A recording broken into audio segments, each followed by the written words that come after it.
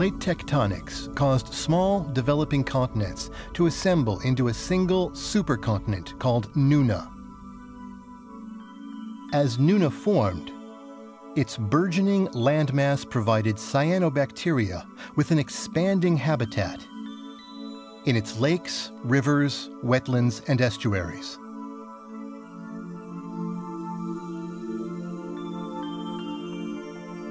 Cyanobacteria produces free oxygen through photosynthesis.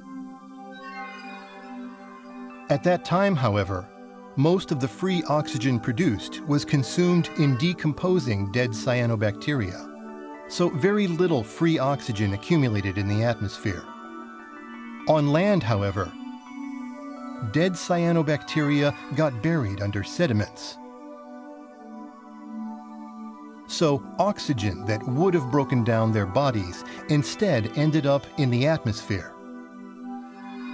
The presence of a large landmass helped increase the amount of oxygen in the atmosphere.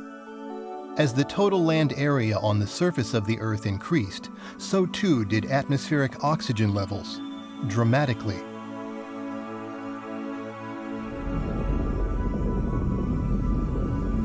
Over time, the Nuna supercontinent broke up into smaller continents. But once again, plate tectonics reassembled a supercontinent, this one called Rodinia in Equator region. Slabs of oceanic plates subducted under continental plates gradually accumulated in the mantle transition zone. Eventually, these slabs fell down into the core. The slabs cooled the outer core, changing the flow of electricity within. As a result, the core's dipole magnetic field transformed into a weaker quadrupole magnetic field.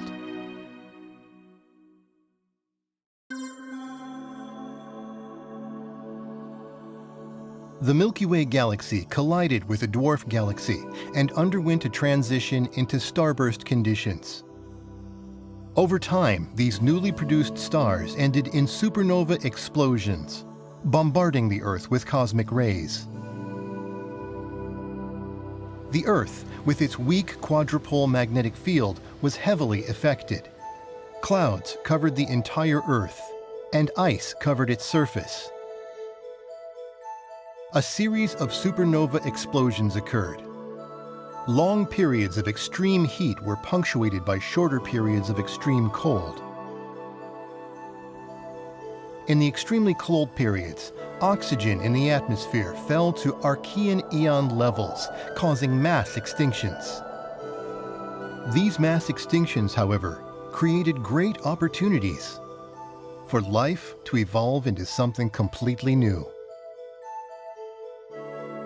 Repeated influxes of cosmic rays and drastic fluctuations in oxygen levels. These environmental changes caused genetic mutations that accelerated the appearance of new species.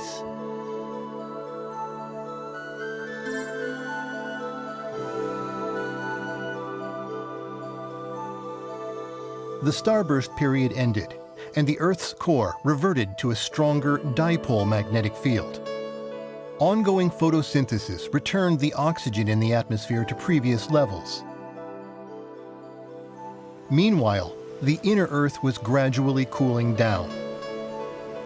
When the inner Earth is hot enough, the components of water trapped in minerals in the oceanic plates are released to the surface environment, and the seawater level is unaffected.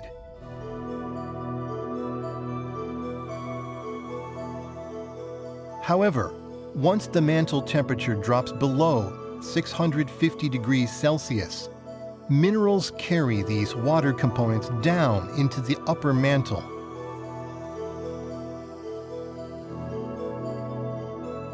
Meanwhile, on the surface, deprived of the components of water, sea levels gradually decrease. This is known as the leaking Earth phenomenon, which is inevitable on a cooling planet. This leaking effect moved 3% of all seawater into the deeper mantle. Sea level dropped by 600 meters. As a result, surface land areas grew, as did continental shelf areas receiving sunlight. A habitat for future life on Earth was being created.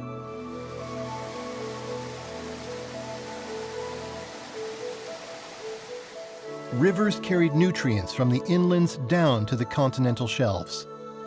And the additional landmass significantly accelerated the buildup of oxygen in the atmosphere. These processes set the stage for an explosive evolution of life forms.